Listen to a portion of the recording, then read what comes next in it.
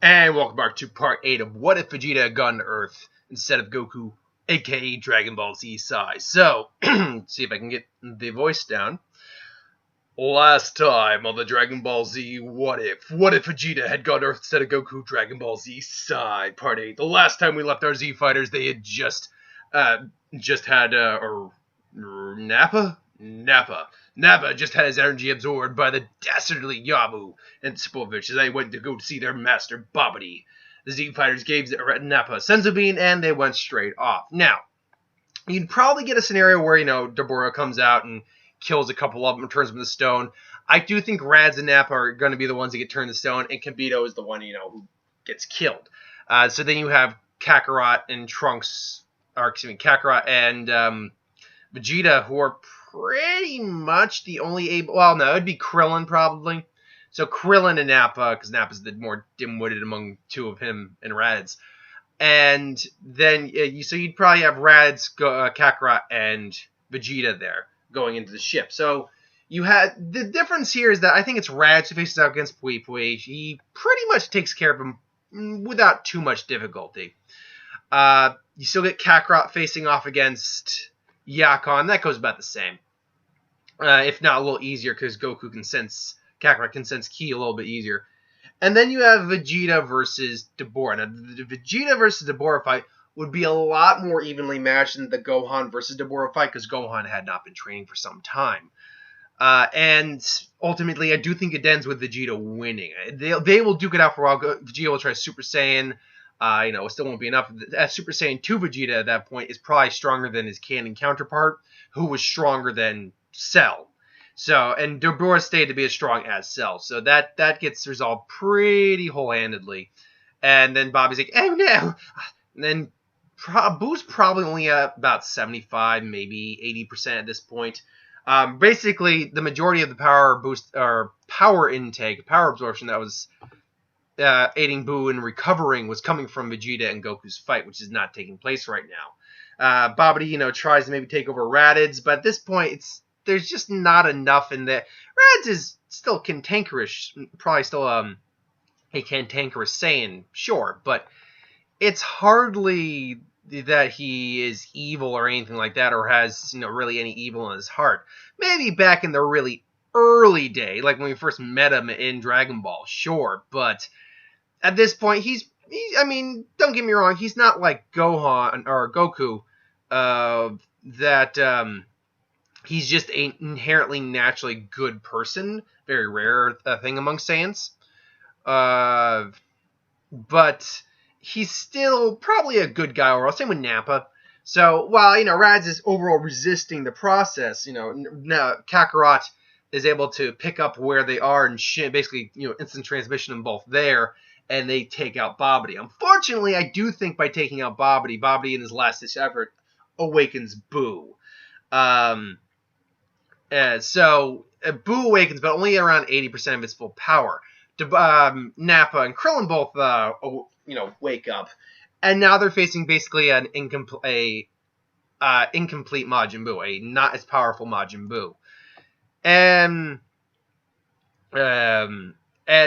more or less, the fight, they're more powerful overall together than Majin Buu is.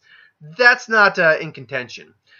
But what is the fact that Buu's body is magic-based and very tricky to do any lasting damage. Buu just regenerates. But Buu not being all that powerful, maybe not all that powerful, but as powerful as he usually is, or was, is still not able to dish out enough damage on his own. Now, his power will continue to grow. We know that from Buu, because we've seen that. His power, for some reason, continues to grow after a while. Partially, more than likely, from absorbing individuals. We know that's the case from eating candy, turning him to candy, eating him. He pretty much gains strength from that. That's how, Thin Buu turned into Super Buu after eating Fat Buu as a chocolate bar. So we know that does add to his overall power. And I think his power just naturally grows continuously. Until it probably there's a cap off, at least in terms of his original power form as Kid Buu. He just didn't really have a limitation. Like his endurance and stamina were off the charts, and they're still off the charts. Though Fat Buu we've seen can tire. And, you know, it's them trying their best. Boo maybe even gets a lucky zap in, and I do think it'd be either Nappa or Raditz who gets zapped. I think it's Nappa. He's the more dim-witted of the two. Gets zapped, and, Vegeta! And then, you know, I'm, Boo! Oh, God, tastes good! Boo! And then, oh, God, he just ate Nappa! And, oh, God, he's getting stronger! He just absorbed all of Nappa's energy into him as he ate him. Dear good old my Kami. So now they basically they have to go all out in there. So False Moon gets, you know, thrown up there. They go into basically Golden Ozaru, which at this point, that's another thing they probably trained on, is actually controlling Super Saiyan Ozaru, as we'll call it. So they can all do Super Saiyan Ozaru at this point. Goku and Vegeta, or Kakarot and Vegeta, can just kind of go one step further and go into like a Super Saiyan 2, which again, they can manage, but the more further in the forms you go, the harder it is to control yourself. So, you know, they go and they start, oh, being monkeys, I bet you taste real good. Bet you taste like banana. And then, you know, Boo tries to zap him. You know, Goku, though, can instant transmission out of the way, and he creates Ozaru, a Yardratian multi for him, and just, you know, you make Boo angry! I can't do the real steam sound, but or whatever. So that was a really high. It sounded like a steam kettle or a tea kettle. So it does it. Boom! Make you dead. But unfortunately, Vegeta's there. You're right. Boom! And just, you know, catches. Boom! And then Cromer, as he's creating an Ozaru Kamehameha while Boo's in his hand, Boo's automatically being hurt because he's inside the Kamehameha. Being Cromer. Blast Boo. There's just enough Boo though. They just. You big meanie, Boo make you dead! And they're just like, gee, what's it gonna take to kill this guy? And then Shin's just like, we couldn't kill him before. We were only able to seal him away originally. To which, you know, no, we're gonna have to just vaporize him with everything we have and hope to God that works, because we have no sealing technique. I mean, the Dragon Balls aren't strong enough to seal away a guy like this, I think. Though they think on it's like, are they? And it's like, you know, Dende, do you think the dragon has enough power to, and, you know, they contact Dende, or to ask the Supreme Kai to contact Dende. It's like, contact our guardian, ask him, are the Dragon Ball powerful enough to seal this guy away? And they, you know, but Dende asks, it's like, I don't know, we've never tried it. This guy's power is off the charts. I don't know if we can, if they have that kind of strength. We can try, I mean, I can gather them and try, though. So, you know, they're stalling Boo. Luckily, Dende automatically, as the Guardian, would know where all the Dragon Balls are. Excuse me. Kamende, as he is, because he's a fusion of Kami and Dende. And, you know, they quickly summon the dragon. What is your wish? It's like, we wish to seal away the monster known as Majin Buu. That is beyond my power. The being as known as Majin Buu, his power is too great for my power to seal away. So, yeah, it's like, can you give them the power to defeat again, beyond my power? You know this. You created me, seriously. It's like, oh, God. It's like, no, it's not going to work. So then they basically just say, they have to think on, then they realize something, that the shell, or the seal that Bobby's, can you reform the magic, or can you, what would be the wish exactly? Can you create the magic, or can you fix the magic seal that Boo was trapped in? That I can do. So they fix the seal. Now they have to figure out how to trap Boo. Basically, Kamende explains to Shin that, you know, it will seal Boo away again if you put the two pieces together. You just got to get him. You just got to somehow trap him in the two pieces. And then Shin relays that, like, is that all we got? And then Rad's just like, is that all we got to do? And then he just kind of grabs him because he's a giant ape. He can pretty much hold him. And Boo is now just, you know, fighting back, getting stronger. And even Goku and Rad Goku and Kakarot and Vegeta are just tired. And they have to go down to Super Saiyan Ozaru. And I was like, oh, God. It's like, this guy won't quit.